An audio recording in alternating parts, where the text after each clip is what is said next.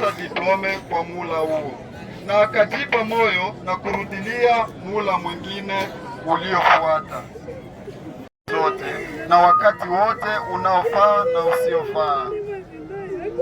Kwa ajili ya ujitoaji wake na bidii yake, Shukuru Mlonjwa alichaguliwa kuwa katibu wa kundi letu la Memoire de la Vie Scolaire, ambalo ni kundi la baadhi ya wanafunzi waliosoma sosiale kuanzia 2019 na 2020, lakini ikafika wakati aliomba kujiuzuru kulingana na majukumu yake ya kimaisha binafsi, na aliomba kubaki memba wa kawaida tu.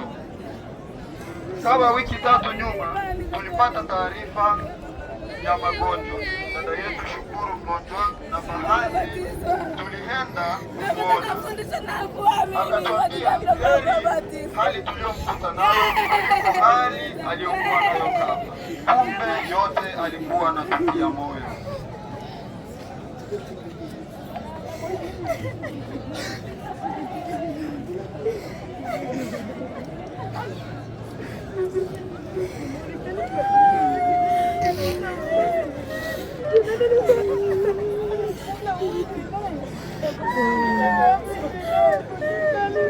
Na ilipofika Jumapili ya tarehe 14 mwezi wa 12 2025 mida ya saa 5 asubuhi majira ya Tanzania, tulipokea taarifa kuwa dada yetu Shukuru amefariki dunia. Kwa Memoire de la Vie Scolaire, hili ni pigo kubwa kwetu na hatujui tunalibebaje wala tunaweza kulistahimili kwa namna gani.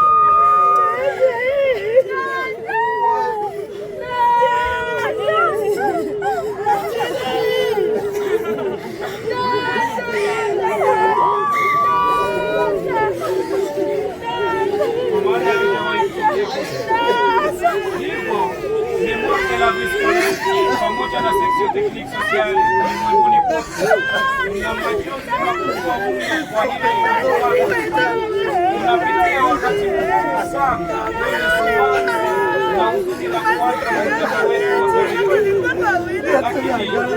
lakini tunakuja kusema yeye sasa nyuma yake.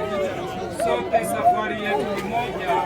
Shukuru Mlonjwa dada yetu, tutakukumbuka daima. Bwana ndiye alikuwa na Bwana ndiye ametoa, jina lake litukuzwe. Amina.